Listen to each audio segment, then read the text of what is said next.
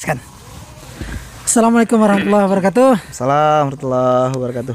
Ada Al Ustadz atau abang kita lah ya, panggil abang Abang, aja. abang. Bang Wandilah. Lebih akrab dan lebih dewasa. Lebih santai ya. Ini sekarang di Natuna bang ya. Ya, alhamdulillah kita tugas di Natuna hari ini. Jadi kegiatan sekarang untuk fokus di sana apa bang?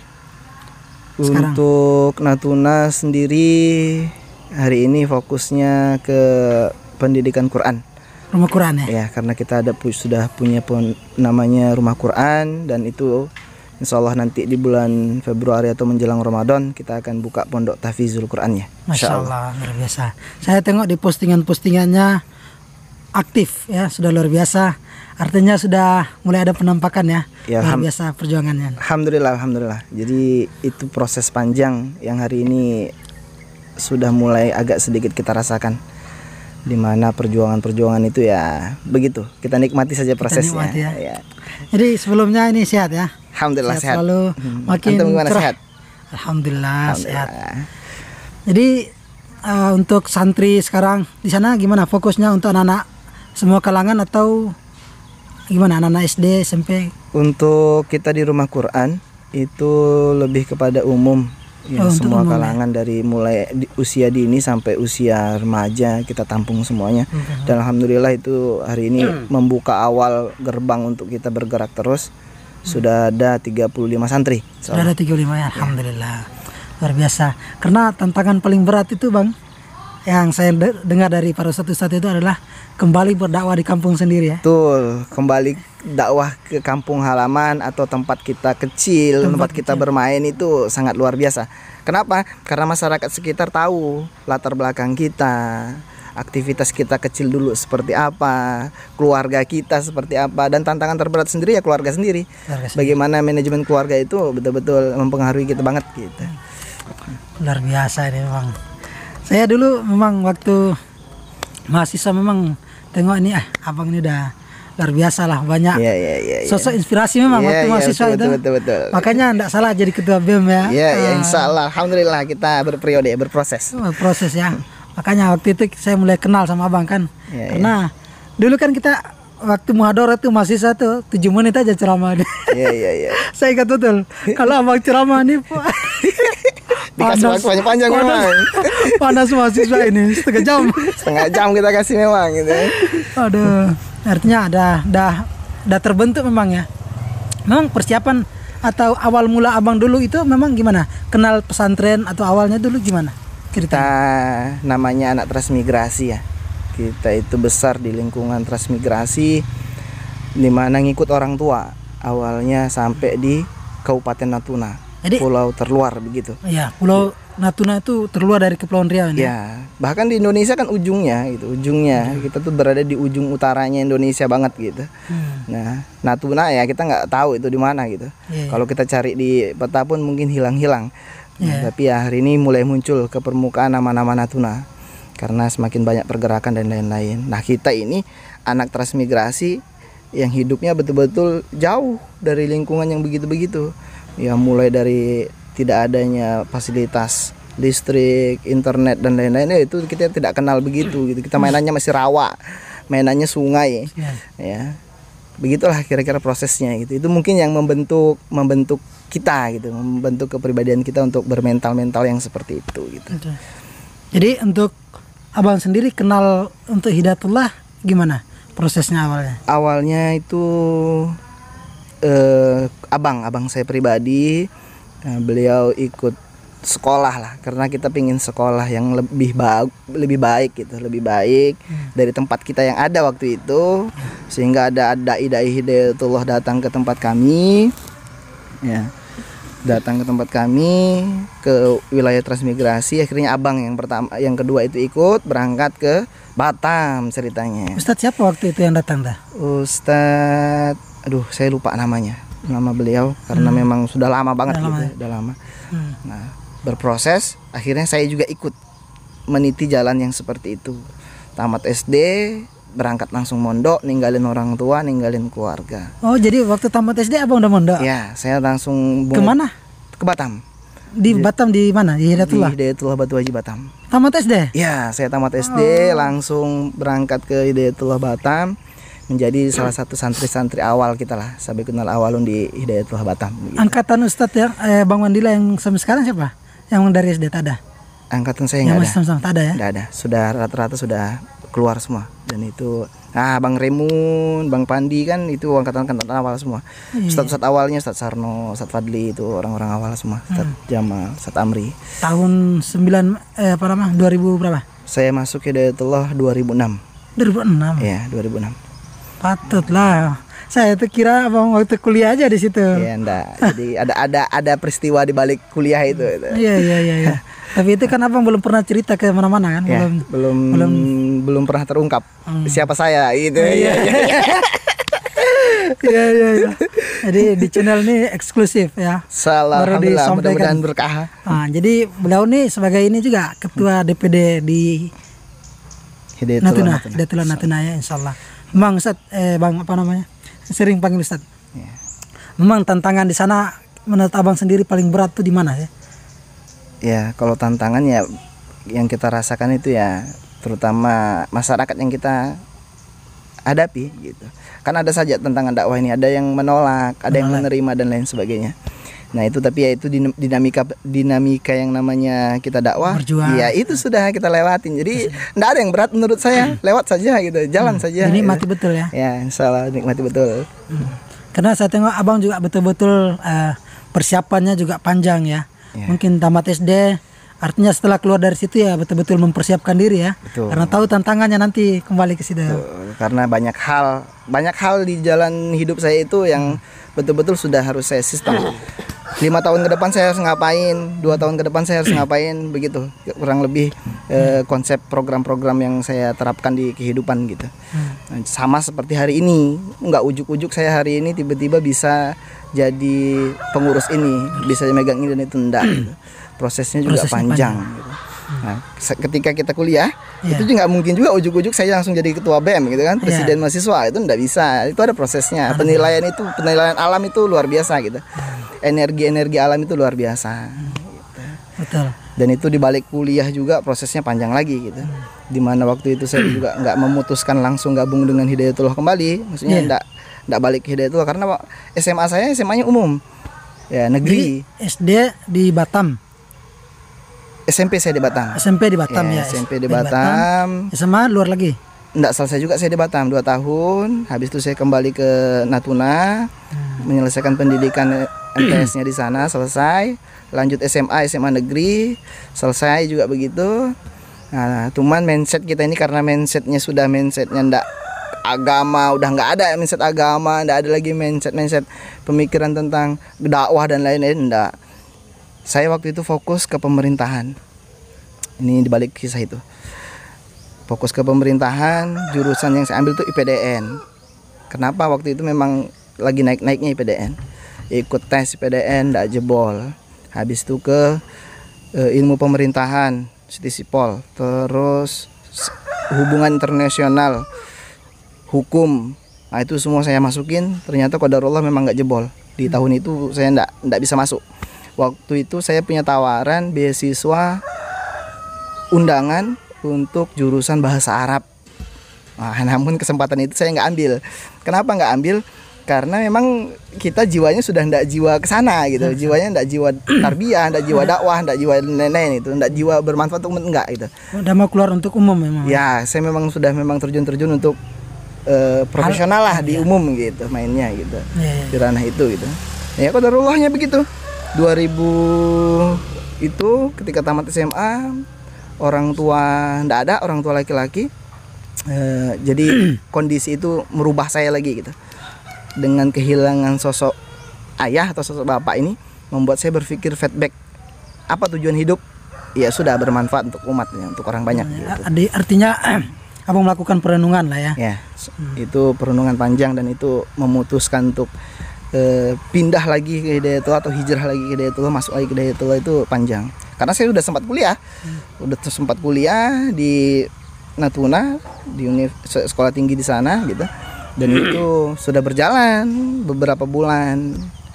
Akhirnya karena waktu itu kebutuhan, dalam tanda kutip kebutuhan ekonomi juga kurang baik di keluarga, dan itu saya punya tawaran beasiswa kembali, saya ambil peluang beasiswa itu, yaitu masuk ke Hidayatul Batam. Nah, begitu, jadi kita kuliah lagi di sana. Kita kan akhirnya berjumpa di Hidayatul Batam. Berjumpa di sana, luar biasa. Ya. Masya Allah. Jadi abang dulu memang cita-citanya apa sih?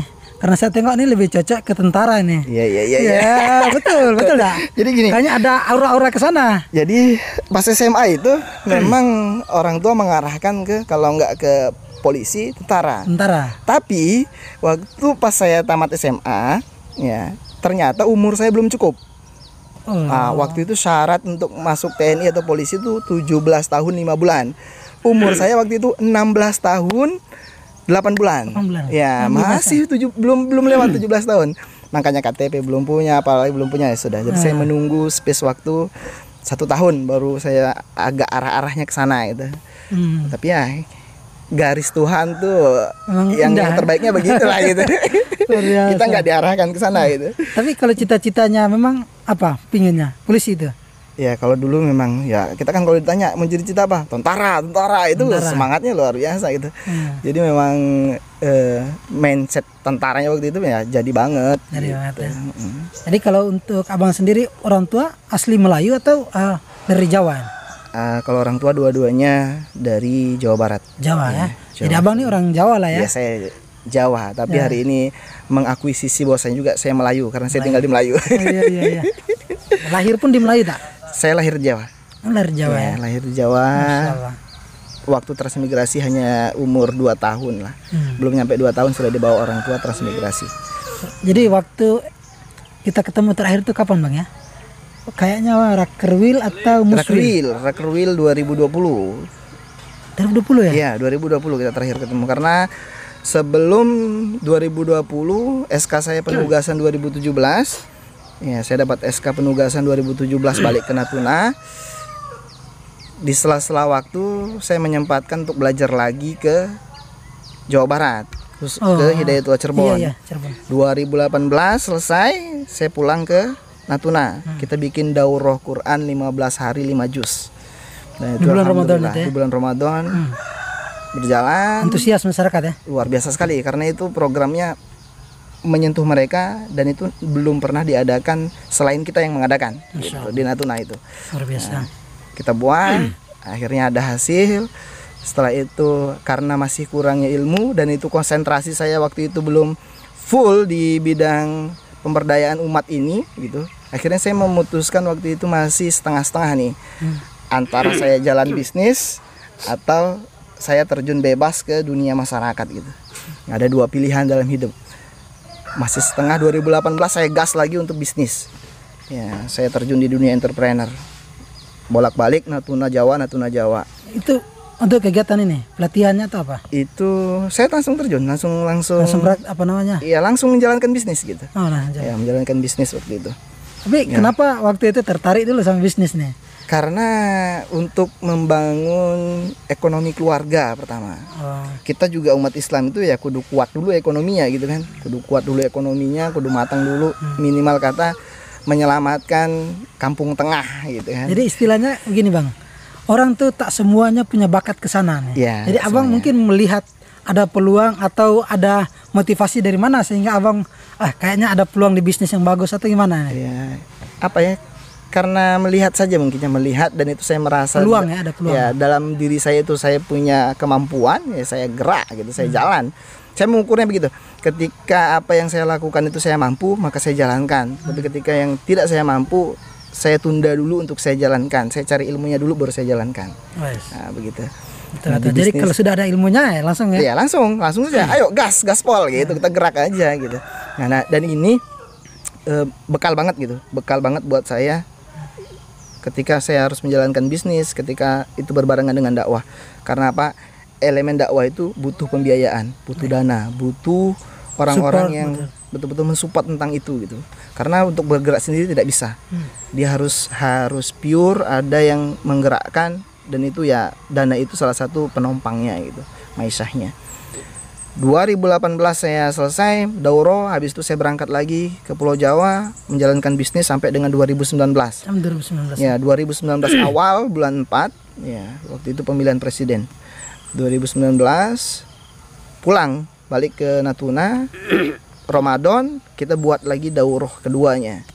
Nah, itu lebih antusias lagi orangnya. Masyarakat lebih wah lagi. Lebih ramai lagi ya. Lebih ramai lagi. Nah, 2019 setelah daurah lagi, begitu lagi. Saya tinggalkan lagi Natuna untuk kembali menjalankan bisnis lagi. Ya. Bisnis selesai 2019. Nah, kita ketemu di 2020. 2020. Ya, 2020 kita jumpa lagi. Rakerwil. Ya, 2020. Habis itu dari 2020 habis rapat kerja wilayah itu baru saya menyadari kalau saya harus bolak-balik terus, enggak maksimal ini perjuangan. Perjuangan, tidak ada pengorbanan saya untuk betul-betul menetap di perjuangan. Karena saya memutuskan bismillah, ya apa adanya yang di rumah itu yang kita gerakkan untuk kebutuhan kita sehari-hari, dan itu saya fokus mulai ngajar, mulai dari rumah ke rumah itu saya ngajarin anaknya, dipanggil untuk ngajar dan lain-lain. Hai, alhamdulillah masyarakat tuh semakin oh iya beliau berpotensi, oh ya ini ada sesuatu yang berbeda gitu. Dan itu kita memang menyuguhkan sesuatu yang berbeda ya. Berdasarkan hasil perenungan abang kan ya, dan itu hasil belajar gitu. Ya, jadi ketika masyarakat itu kita berikan sesuatu yang berbeda dan itu benar, ya masyarakat tuh menerima gitu ya, Alhamdulillah 2020 berlewat, masuk ke 2021 kita buat daurah lagi di momen waktu itu 2021, karena 2020 nggak bisa ya karena kita COVID, nggak bisa buat daurah, kita lewat begitu saja. Habis itu 2021 kita bisa. Nah itu makin meledak lagi, hampir satu kampung atau satu desa itu anak-anaknya dititipkan ke kita untuk bikin kegiatan. Nah itu hampir seluruh masyarakat tuh, jadi masyarakat tuh sudah mulai muncul lah, nampak begitu. Ya itu juga enggak ujuk-ujuk langsung jadi ya. Iya, percaya dengan kita prosesnya pendekatan dan lain-lain tuh berjalan gitu. Intinya metodenya gimana? Kalau metode intinya gini, ketika kita tuh berbuatnya ikhlas, berbuatnya untuk orang lain, maka orang lain yang akan menilai kita gitu. Nggak perlu kita berusaha muncul ke permukaan dengan susah payah nyikut sana nyikut sini, hasilnya nggak baik. Tapi kita berbuat saja, berbuat baik, berbuat, orang yang akan menilai kita. Kita tidak butuh penilaian, tapi orang lain yang akan menilai kita, dan kita akan muncul secara alami ke permukaan. Terus saya tengok tadi metode abang memang bagus ya, mainnya cantik. Ya, memang betul. Nah, artinya abang kan sebagai putra daerah kan, jadi sudah paham memang cara untuk pendekatannya. Ya minimal di situ ya bang ya. Minimal kita tahulah caranya seperti apa. Karena itu wilayah main kita, gitu. Wilayah domain kita main-main gitu. Iya. Nah, monggo ada lagi. Nah, dari semua pengalaman abang tadi yang ceritakan, saya lihat itu lebih kembali kepada hasil perenungan rata-rata sih muhasabah ya.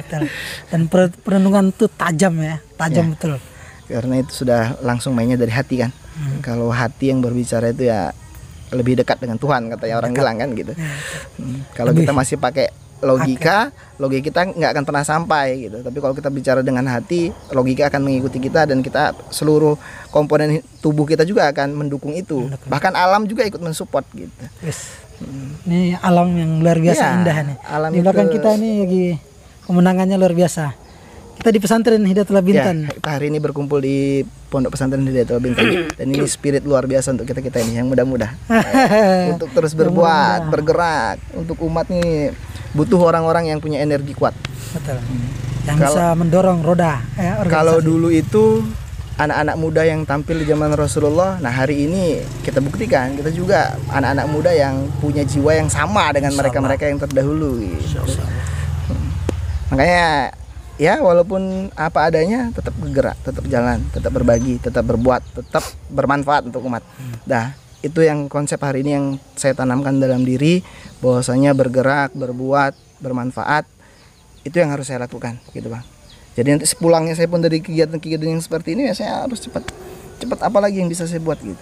Karena konsep kita di depan itu jauh lebih besar tantangannya. Iya. Misalnya kita berbagi dengan orang 200.000, esoknya kita dapat lebih besar, dan lebih besar itu kita terus berbagi ke umat gitu. Ya semakin mengumpul terus gitu. Dan itu semakin banyak lagi bermanfaat untuk umat gitu. Luar biasa. Jadi apa namanya? Saya mau ini lihat tadi yang saya sampaikan tuh Bang, dari hasil perenungan Abang itu kan. Jadi setelah itu Abang memutuskan untuk masuk menjadi santri. Kira-kira ini kan semua hasil perenungan ya. Apa sih pengalaman yang paling membekas atau yang berkesan yang Abang rasakan selama di pondok itu apa?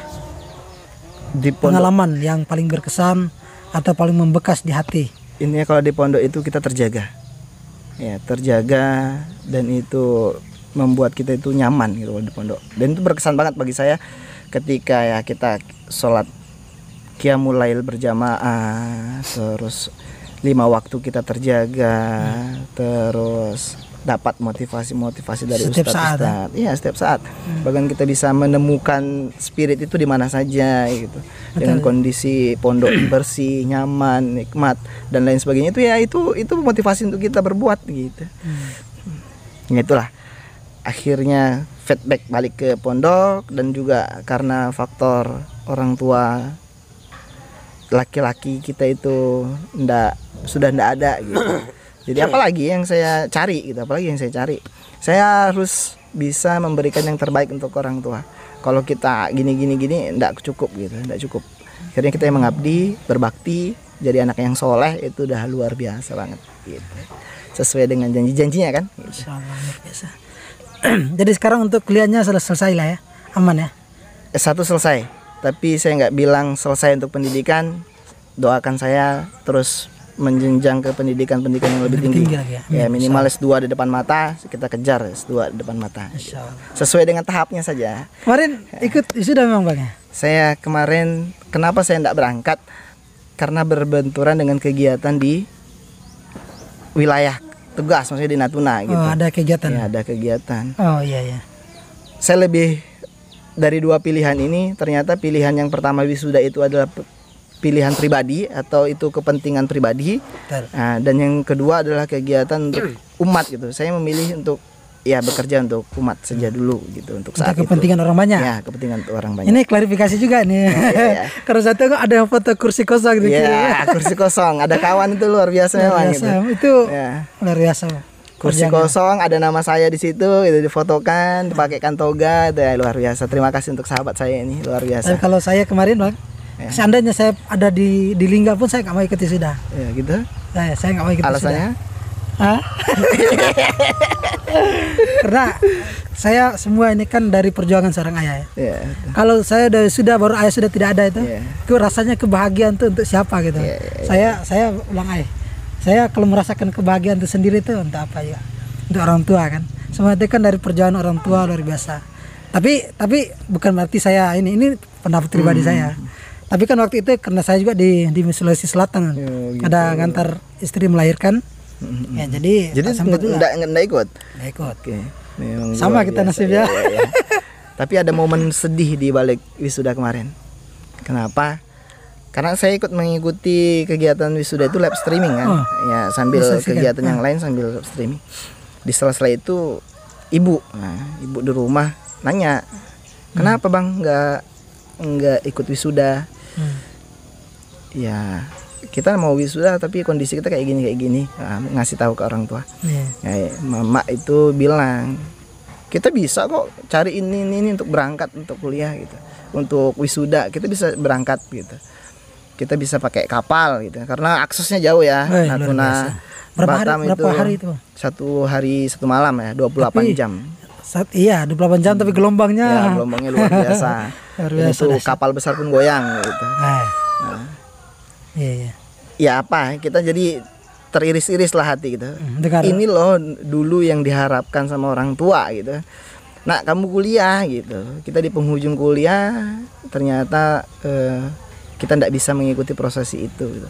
Itu sedih gitu. Sambil ngelihat live streaming, sambil dipanggil namanya satu-satu, itu orang tua juga ikut mendengarkan gitu, sambil beliau juga berkaca-kaca ya. Tapi insya Allah lah Bang, di S2 nanti. Insyaallah Insyaallah S2 ya.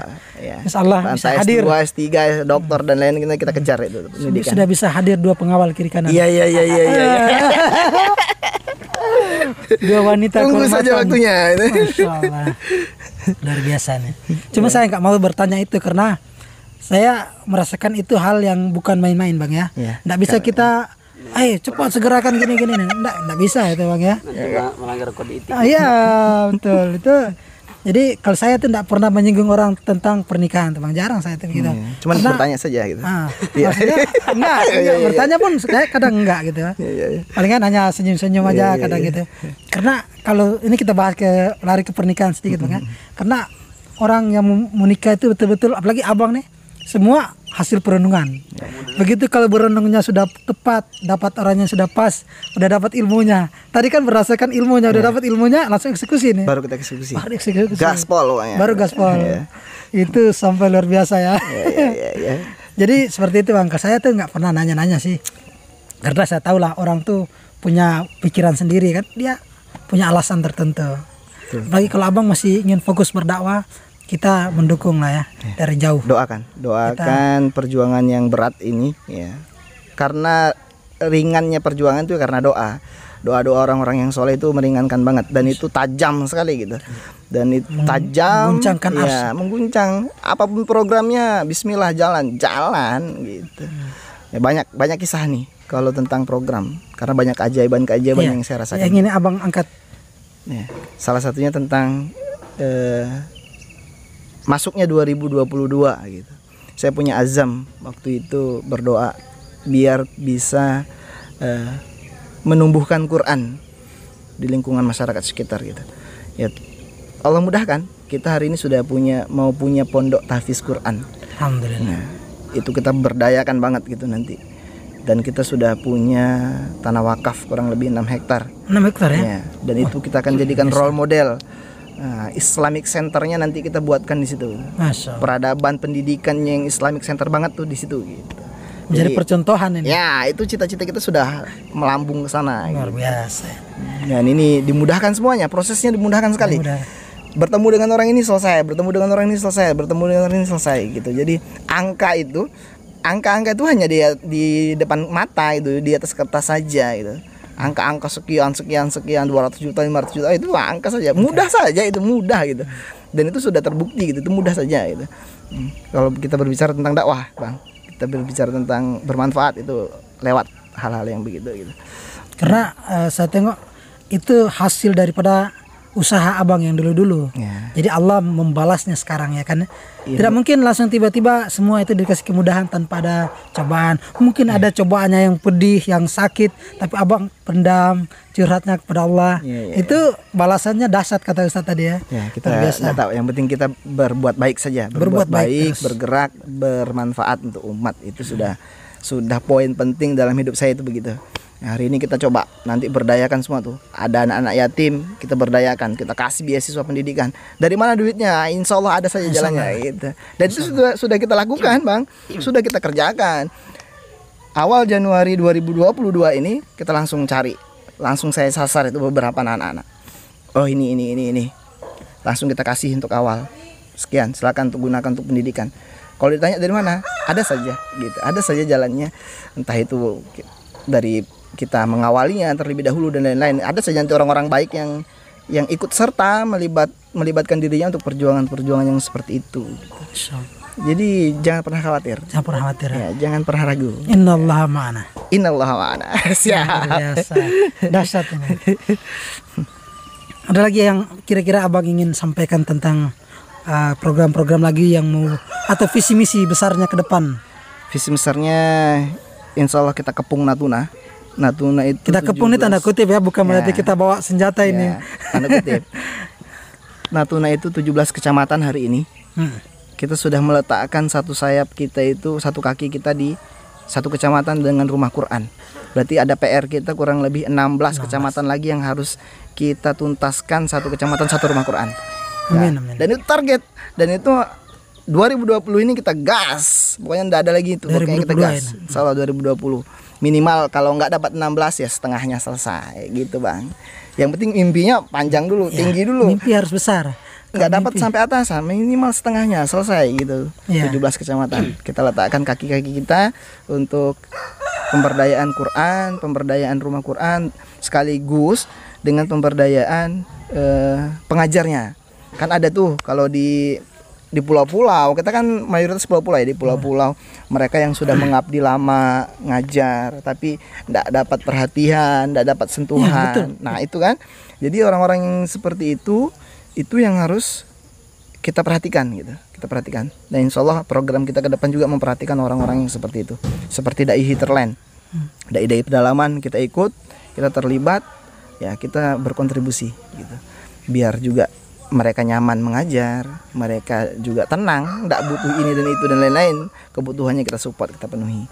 Habis itu program ekonomi umat. Nah, ekonomi umat ini yang akan menopang seluruhnya gitu kan. Kita sudah buatkan master plan atau best plan tentang farm integrasi. Di sana ada perkebunannya, ada pertaniannya, ada peternakannya.